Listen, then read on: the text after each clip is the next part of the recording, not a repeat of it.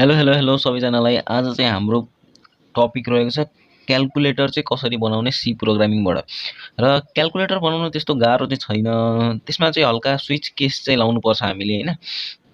सजिलो छ तरिका र क्याल्कुलेटर बनाउनु भन्दा अगाडि चाहिँ केही कुराहरू बुझ्नुपर्ने हुन्छ। त्यो कुराहरू मलाई चाहिँ कुनै क्याल्कुलेटर बनाउनु छ जसले चाहिँ एड मल्टिप्लाई सबट्र्याक्ट र डिभाइड गर्न सकोस् हैन।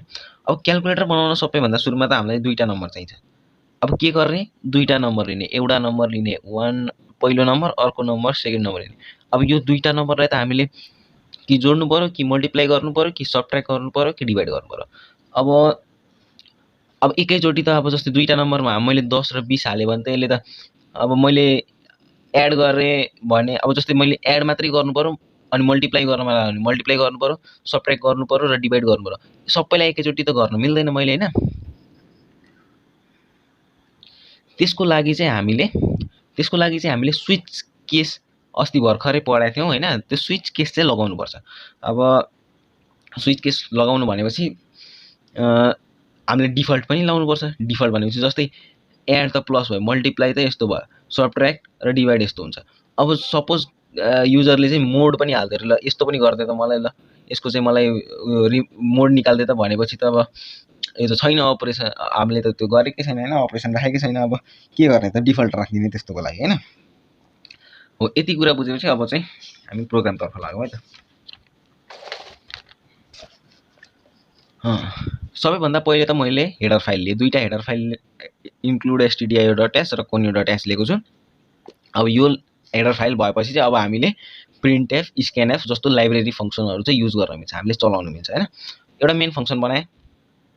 अब मैले फ्लोट किन लिए त, अब मैले इन्ट पनि लिन सक्थेँ नि त। फ्लोट चाहिँ किन लिए त भन्दाखेरि अब त हामीलाई मल्टिप्लाई पनि गर्नु छ र डिभाइड पनि गर्नु छ। जस्तै 5/2 गर्यौँ भने त त्यो त फ्लोटमा आउँछ, त्यो त पोइन्टमा भ्यालु आउँछ हैन। त्यही भएर मैले चाहिँ फ्लोट युज गरेको।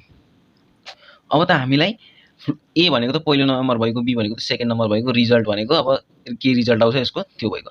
अब एउटा के लिए मैले क्यारेक्टर भ्यालु लिए। त्यसमा चाहिँ त्यसले चाहिँ के गर्छ प्लस गर्छ कि माइनस गर्छ। अब अपरेसन हामीले चुज त गर्नु पर्यो नि त के चाहिँ अपरेसन गर्ने, सबै त एकैचोटि गर्न भएन हैन। अब त्यसै गरी मैले यसमा चाहिँ पहिलो भ्यालु लिए हैन, enter first number %f, n%a यति त बुझिहालिन्छ।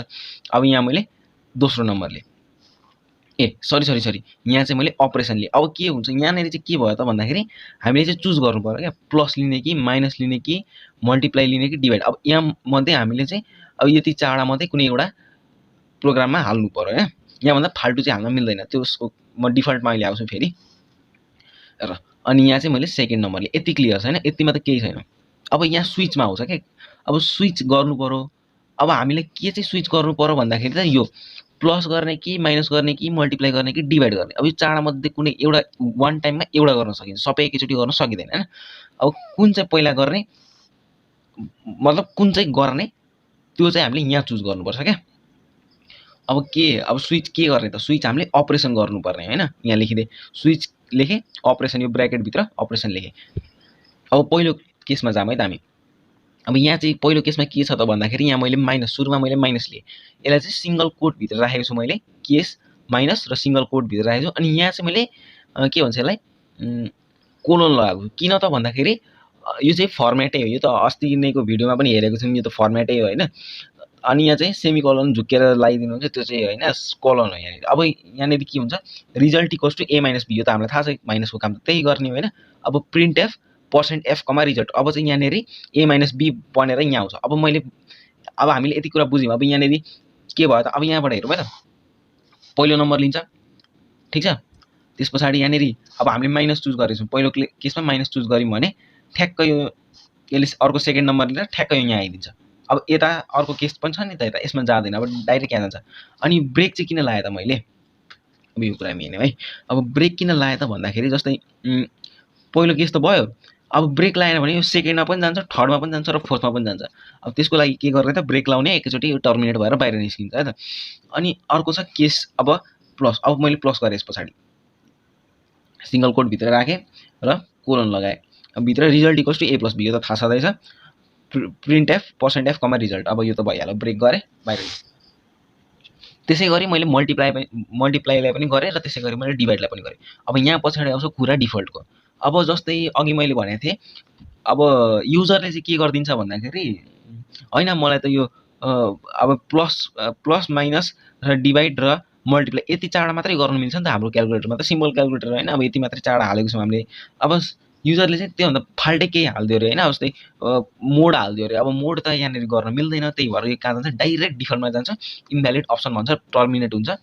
र त्यस पछाडि हामीले रिटर्न 0 गर्ने। किन त भन्दाखेरि यहाँनिर चाहिँ हामीले इन्ट युज गरेको छौँ नि त, इन्ट मेन युज गरेको छौँ नि त। यहाँ मैले भोइड मेन युज गरेको थिएँ भने चाहिँ के हुन्थ्यो त, यो काटेर इन्ट काटेर भोइड मेन युज गरेको थिएँ भने चाहिँ यहाँ रिटर्न 0 चाहिँ लेख्नु पर्दैन थियो। अब मैले इन्ट युज गरेको छु, त्यसैले अब रिटर्न 0 मैले लेखेँ, अनि कर्ली ब्रासेस क्लोज, यो चाहिँ मेनको कर्ली ब्रासेस क्लोज गरेर सकिन्छ अब प्रोग्रामिङ। अब हाम्रो कसरी चाहिँ रन हुन्छ त भन्दाखेरि अब यहाँनिर सबसे सुरुमा हाम्रो के भन्छ, एन्टर फर्स्ट नम्बर भनेको छ, एन्टर अपरेसन भनेको छ, र एन्टर सेकेन्ड नम्बर भनेको छ। अब ठ्याक्कै त्यस्तै हुन्छ, enter first number, enter the operation, enter second number भनेको छ। अनि अब मैले चाहिँ यहाँ प्लस युज गरेँ। अब प्लस युज गरेँ, अब के भयो त भन्दाखेरि यो माइनसमा जान्छ। अब माइनस केस माइनस भयो, अब यसमा जाँदा ट्याक्क यहाँनिर झर्छ होइन, अब प्लसमा आउँछ। अब प्लस त हो, हामीले त प्लस नै गरेको। अनि के हुन्छ त भन्दाखेरि %f कमा रिजल्ट, अब a प्लस b हुन्छ। अनि ए मैले यहाँनिर 10 हालेको छु, बी र बी 20 हालेको छु, त्यही भएर के हुन्छ a प्लस b भनेको यहाँनिर %f भनेको 20, रिजल्ट यहाँ 20 छ नि त, रिजल्ट यहाँ 30 निस्क्यो नि त, 30 चाहिँ हुन्छ रिजल्ट। अब a प्लस b त 30 निस्क्यो नि त, अब 30 चाहिँ यहाँनिर आएर बसिदिन्छ, यो रिजल्टको एड्रेसमा आएर बसिदिन्छ र 30 हुन्छ। अनि यहाँनिर के हुन्छ त, आउटपुट चाहिँ हाम्रो के निस्किन्छ त भन्दाखेरि 30 भनेर निस्किन्छ। अब यहाँ बुझ्नुपर्ने एउटा मेन कुरा छ है त। अब प्रोग्राम त हामीले बुझिसक्यौँ, सब कुरा बुझिसक्यौँ। अब रन गर्दाखेरि चाहिँ के एउटा प्रब्लम आउँछ त भन्दाखेरि यहाँनिर क्यारेक्टरको अगाडि एउटा स्पेस लाउनुपर्छ। स्पेस लाएन भने चाहिँ हाम्रो एरर देखाइन्छ। किन त भन्दाखेरि यस्तो हुन्छ क्या, जस्तै यहाँनिर फर्स्ट स्टेटमेन्ट छ, यहाँनिर एन्टर द फर्स्ट नम्बर भनेर फर्स्ट स्टेटमेन्ट छ। अब त्यो सेकेन्ड स्टेटमेन्ट भयो नि त, सेकेन्ड स्टेटमेन्टमा क्यारेक्टर हालेपछि चाहिँ हामीलाई अगाडि एउटा स्पेस दिनुपर्छ। सपोज चाहिँ मैले यो एन्टर द फर्स्ट नम्बर नलेखिकन सुरुमा मैले एन्टर द अपरेसन लेखेको थिएँ भने चाहिँ हामीलाई स्पेस नदिँदा पनि हुन्थ्यो, चल्थ्यो। तर के भयो त भन्दाखेरि एन्टर द फर्स्ट नम्बर भनेर हामीले पहिलो स्टेटमेन्ट सुरुमा लेख्यौँ, अनि त्यसको पछि चाहिँ हामीले क्यारेक्टर लियौँ भने अगाडि हामीलाई स्पेस लाउनु पर्छ। अब स्पेस लाएन भने चाहिँ के हुन्छ त भने यो नै रन हुँदैन कि, यो अपरेसनवाला नै रन हुँदैन, अनि हाम्रो एरर त भइहाल्छ त्यसै नै। अनि त्यही भएर यहाँ चाहिँ स्पेस लाउनुपर्छ। अब यो प्रोग्राम यति नै हो, सजिलो छ, गाह्रो छैन होइन। होप बुझ्नुभयो होला। अब आजलाई यति नै, थ्याङ्क यू सो मच।